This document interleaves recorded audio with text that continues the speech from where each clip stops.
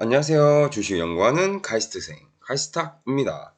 오늘은 지수 하락 원인을 분석하고 대응을 어떻게 해야 할지 설명드릴게요.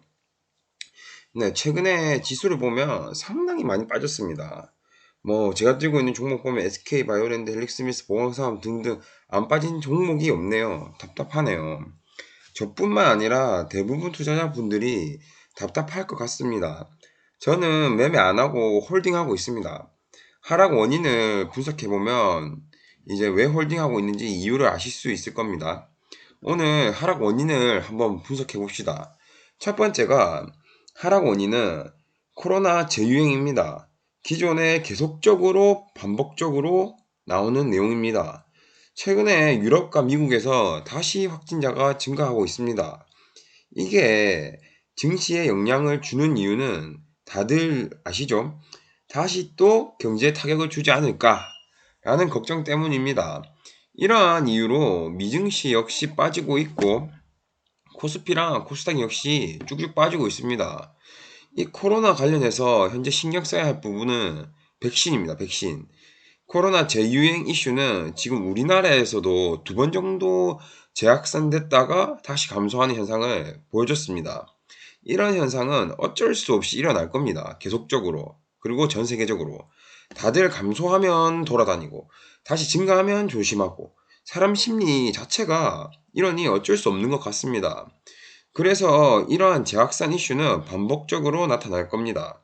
단, 백신이 나오기 전까지.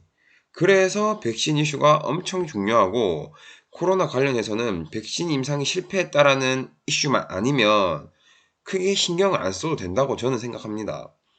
그 다음 이제 두 번째 원인은 트럼프 대선 불복입니다. 트럼프가 우표 투표로 진행되는 대선은 신뢰성이 부족하다고 주장하고 이 우표 투표로 진행되었을 경우 결과를 받아들이지 않겠다고 합니다. 이러한 언급을 지속적으로 하기 때문에 증시가 방향을 더욱 못 잡고 갈팡질팡하고 있습니다.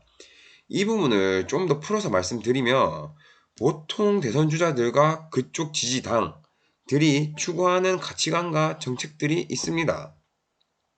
그래서 일반적인 대선 기간에는 유리한 쪽의 가치와 정책들이 실현화 가능성이 있기 때문에 그쪽 분야 종목들의 주가가 올라가면서 증시에 좋은 영향을 미칩니다.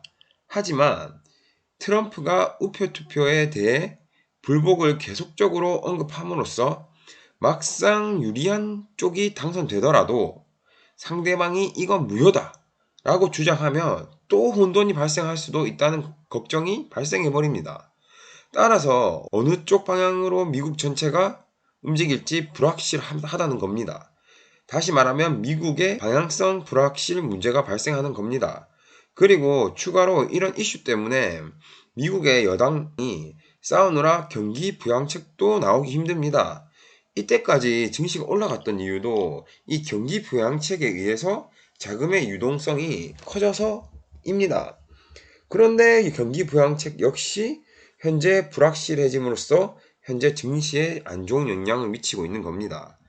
제 생각으로는 우표 투표 부분은 대선 전에 여당이랑 야당이 합의를 보고 해결책을 내놓을 것입니다. 이건 당연히 할 겁니다. 왜냐? 현 상태로 가면 서로 누가 당선되든 당선이 아니기 때문이죠. 그래서 무조건 이 부분은 적절한 합의안이 나올 겁니다. 그럼 자연스럽게 이 부분이 해결되면 미국의 방향성 불확실 문제도 해결될 겁니다. 경기 부양책 불확실성도 미국이 망할 때까지 미루지 못할 겁니다. 미루는 이유는 아직까지는 버틸만한 겁니다. 미국 경제 자체가. 그래서 이 이슈도 시간이 지나면 자연히 해소가 될 것으로 생각됩니다. 마지막 세 번째 이유는 오늘 뉴스에서 북한으로 탈북한 공무원을 북한군이 상부 지시를 받아 사살하고 불러 태웠다는 이슈입니다. 이거는 진위를 정확하게 파악해야 할 것 같고 그 결과를 지켜봐야 할 것 같습니다. 다만 이 이슈가 나오면서 다시 대북 리스크가 출현한 거입니다. 이것도 늘 그랬듯이 잠잠해질 겁니다. 한국에서 강력하게 경고하겠다고 하는데 솔직히 딱히 할 수 있는 게 없기 때문이죠.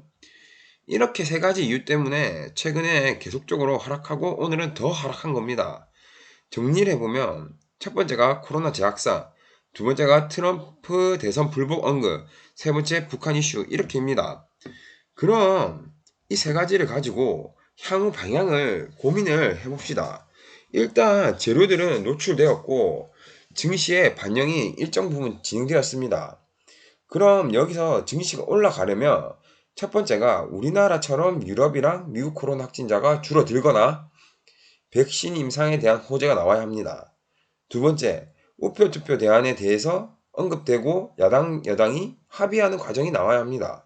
세 번째, 북한 이슈는 북한에서만 대포동 미사일 쏘겠다.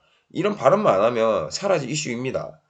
그럼 반대로 증시가 하락하려면 첫 번째, 유럽, 미국 코로나 확진자가 계속적으로 증가하거나 두 번째, 우표투표 가지고 계속 싸우거나 세 번째, 김정은이 한 소리 하거나 이런 경우면 또 하락하겠죠. 근데 제가 앞서서 세 가지 이슈 부분 설명드릴 때 설명드린 것처럼 좋은 방향으로 갈 수밖에 없습니다. 그 시기가 구체적으로 언제일지는 모르겠지만 여튼 떨어진 만큼은 다시 회복을 하는 거죠.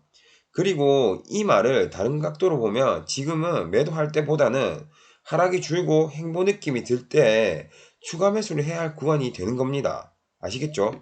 그래서 이러한 이유로 저는 현재 홀딩 중이고 추가 매수 각을 보고 있습니다. 다들 힘이 들겠지만 좀 더 힘내봅시다. 저도 이번에 꽤 손실이 큰데 이거는 종목 이슈보다는 여러 가지 세계 흐름에 의해서 빠진 구간이라 버티고 있습니다. 예, 오늘은 내용 참고하시고 오늘은 여기까지 컷하고 도움 되셨다면 구독, 좋아요 감사합니다.